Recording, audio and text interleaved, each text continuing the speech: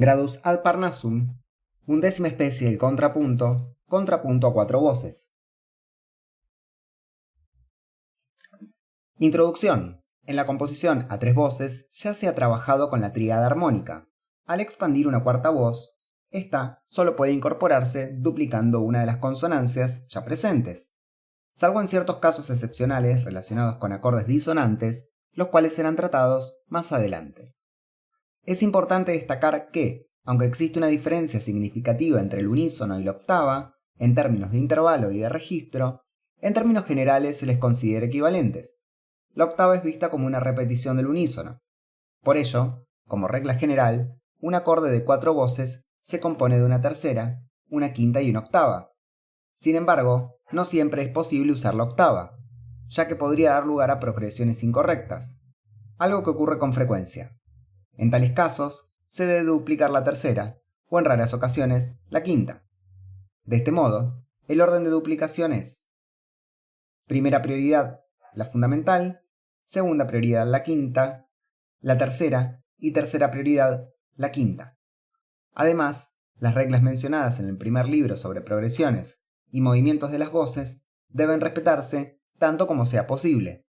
Estas reglas se aplican no solo al movimiento entre el bajo y las demás voces, sino también entre cada par de voces.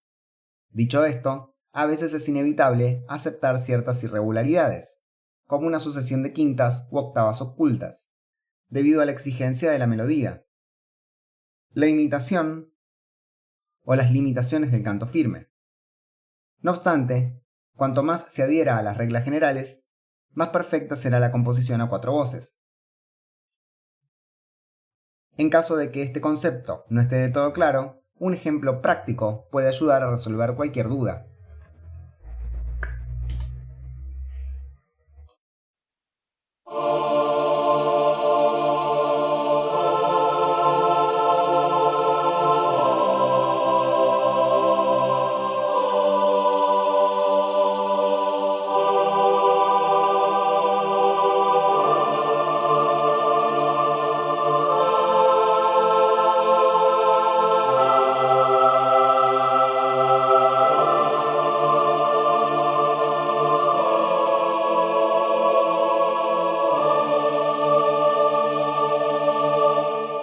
No debes sorprenderte de que todas las consonancias, incluso los intervalos compuestos, estén representados con números, a diferencia de lo que se ha hecho hasta ahora.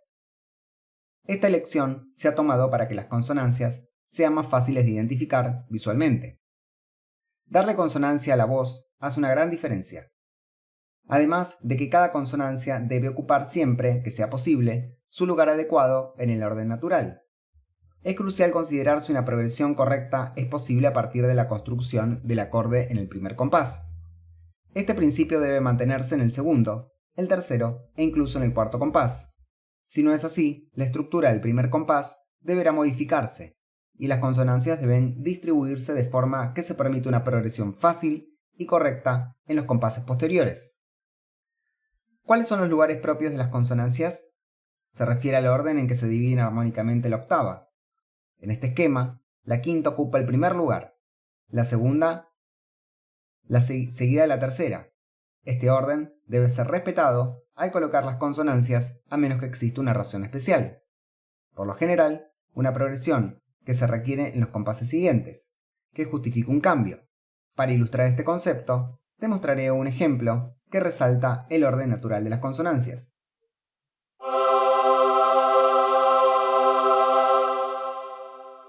Como puedes ver, primeramente la quinta resulta de la división armónica de la octava, después la octava, que habíamos tomado como base, y al final la tercera, o más bien la décima, que resulta de la división de la quinta.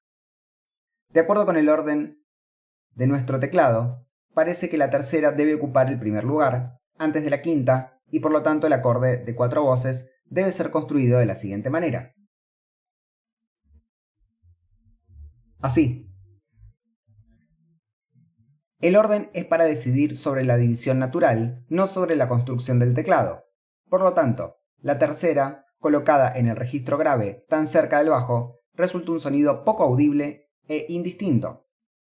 Los números más grandes que determinan un intervalo el sonido más brillante de estos intervalos, la altura, también el registro que requiere. Los números proporcionales para la quinta son 2 y 3, que es igual a 5. Los de la tercera, 4 y 5, que es igual a 9. Desde aquí está claro que, de acuerdo con el orden natural de la quinta, debe ser utilizada en el registro grave y la tercera en la voz superior. Ve ahora, y si no hay duda en tu mente, haz los ejercicios restantes con los siguientes modos. Considera los problemas de cada compás cuidadosamente. Compara cada parte con la otra. Que nada contrario a las reglas pueda colarse. Para lograrlo, se necesita mucha atención, y uno tiene que tener cuidado de no solo el bajo, sino las otras voces concuerden acuerdo a las reglas, pero también las voces interiores con las otras. Joseph. En lo precedente, el ejemplo de la cuarta parte, veo que el intervalo de cuarta que dijiste que es disonante y además prohibida en la composición de nota contra nota, ocurre varias veces entre las notas interiores. Alois, tienes razón. Sin embargo, uno debe recordar que la naturaleza de los intervalos, si son consonantes o disonantes, es determinada por la cuenta desde el bajo independientemente de lo que ocurre en las voces interiores. Si solo errores tales como sucesiones de quintas u octavas son evitadas. Para el resto, uno debe observar que las partes más cercanas sean conducidas junto con las para que suene preferentemente para un poder comprimido se vuelva fuerte. Si corres con dificultades, para que puedan ser rápidamente evitadas, entiende que el camino a la perfección es a través de la prueba. Sin un adversario uno no puede salir victorioso, y para la contienda uno debe armarse a sí mismo de celo infatigable, perseverancia y paciencia.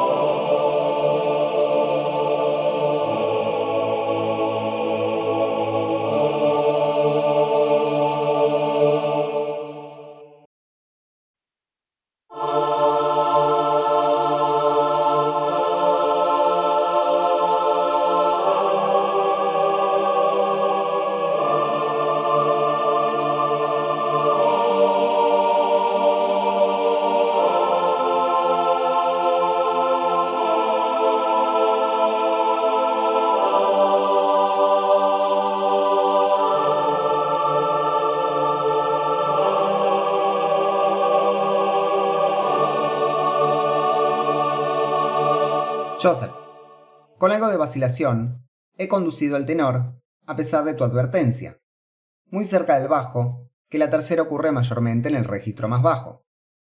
Lo hice porque no pude encontrar otra posibilidad debido a la necesidad de ordenar las voces junto al canto firme.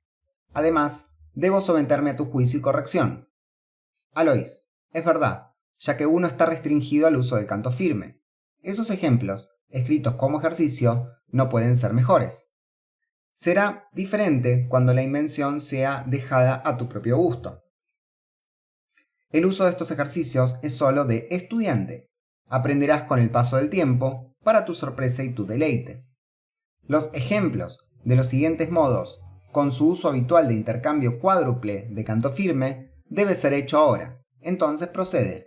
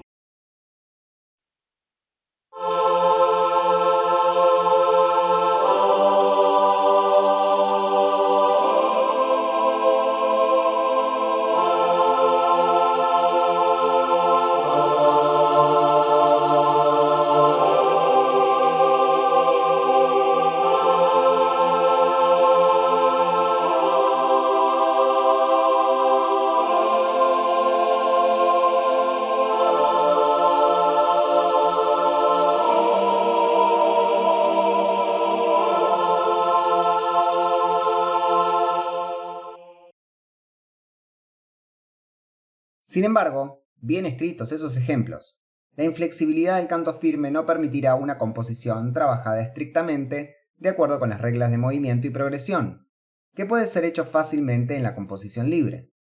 Los ejemplos de 3 modos restantes no fueron hechos de la misma manera, con el canto firme apareciendo por turnos en todas las voces.